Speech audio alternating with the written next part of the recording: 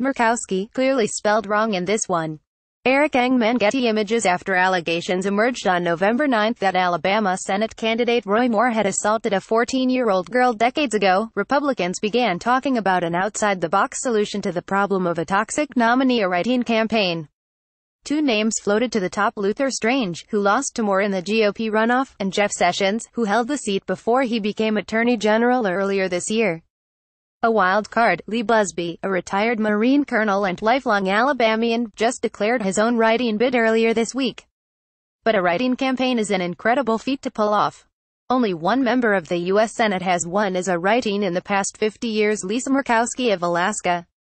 You have to start with the premise that they're extraordinarily difficult in general, and rare to be successful. Edward Foley, the director of election law at Ohio State University's Moritz College of Law, said of write-in campaigns, "The Murkowski example is not the norm, it's for sure the exception.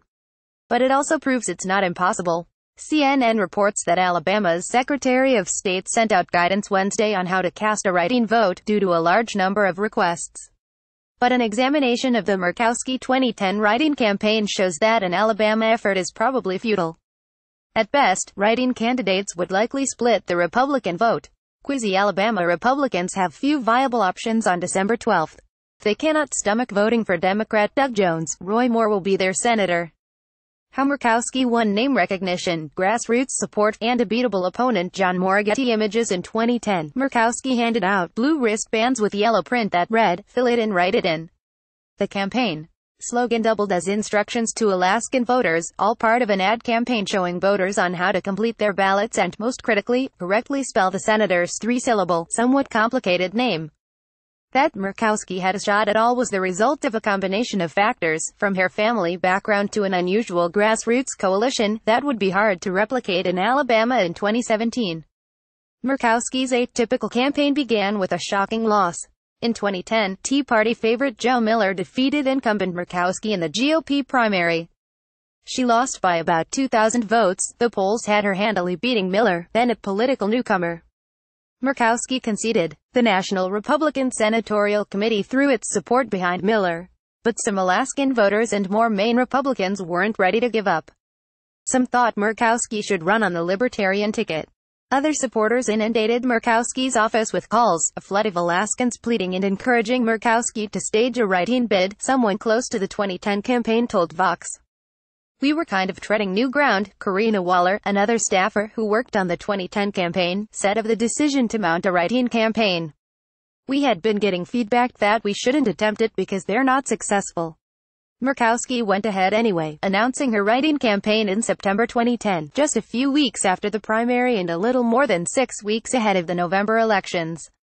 Her supporters cheered, "Run, Lisa, run."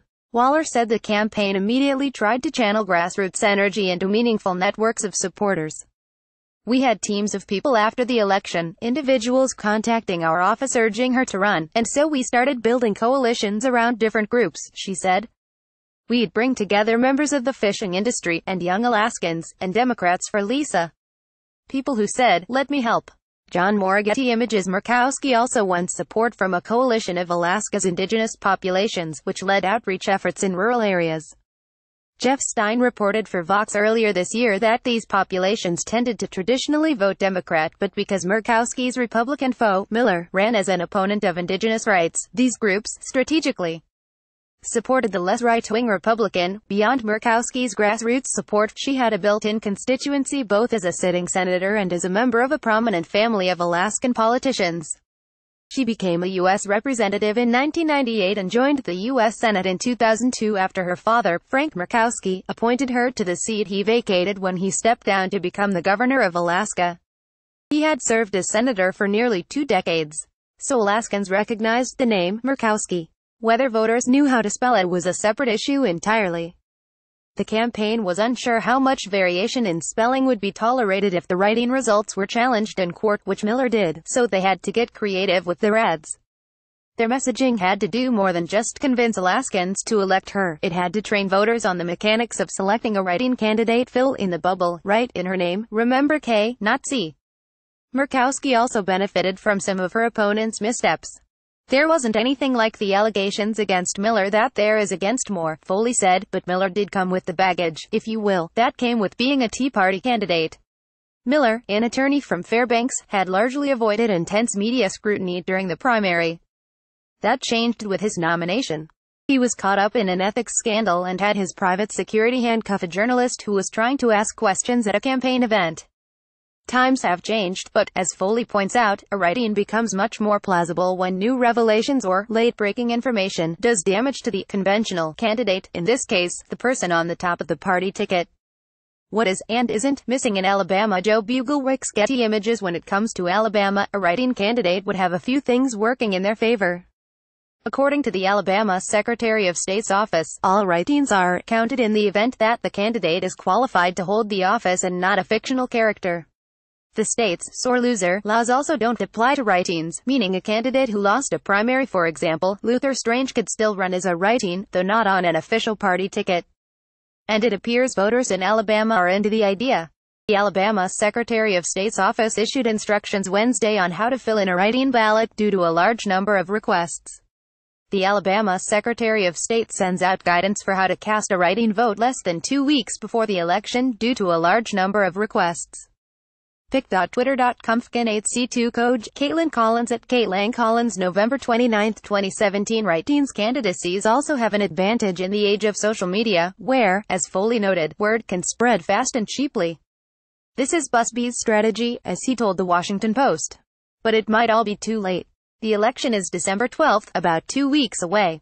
People who worked on Murkowski's 2010 campaign speculated that had a write-in candidate immediately jumped into the race after the Moore allegations broke, it would have been tough, but not altogether impossible. We got into gear relatively quickly, Waller said of Murkowski's campaign. But it's doable, I think, within a month or so. But even as national Republicans distanced themselves from Moore and before the president spoke out in support, they never coalesced around a write-in candidate. Sessions, like Murkowski, has the name recognition factor. He's popular in Alabama and hasn't had any trouble winning this Senate seat in the past, but he's given no indication he's interested in his old job. Strange, the establishment's original pick in Alabama, already lost to Moore. His public statements also make it seem as if he's pretty reluctant to challenge Moore again, though Murkowski has reportedly encouraged him to go for it. And reluctance to run is an obstacle in itself. Murkowski wasn't enlisted in a desperate last-ditch effort. She wanted to run, and Alaskans, it seemed, agreed. Nobody except Busb, who likely lacks the campaign infrastructure and broader name recognition, seems all that into the idea. Busb takes a page from Murkowski's playbook. ElectlyBusb.com, which brings up the second issue holding Republicans back in Alabama: the actual campaign. Write-in seems like a protest vote at best, and a throwaway vote at worst. But Candace Nelson, the chair of the government department at American University, said after figuring out who the candidate is, if they figure it out, they have to get the message out. Murkowski campaigned hard. Strange and Sessions and Busb, who, to be fair, is trying, would need to get out and convince voters to write in their names.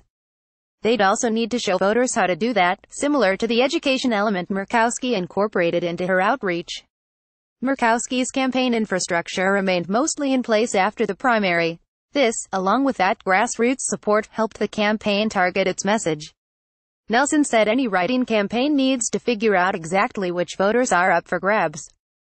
In this case, Republicans likely to vote in a special election who have abandoned Moore can be persuaded to do so. That has to be done quickly and accurately, otherwise, it's wasted effort. Republicans can't hope that enough voters decide on their own that Sessions or Strange is their guy. It won't work.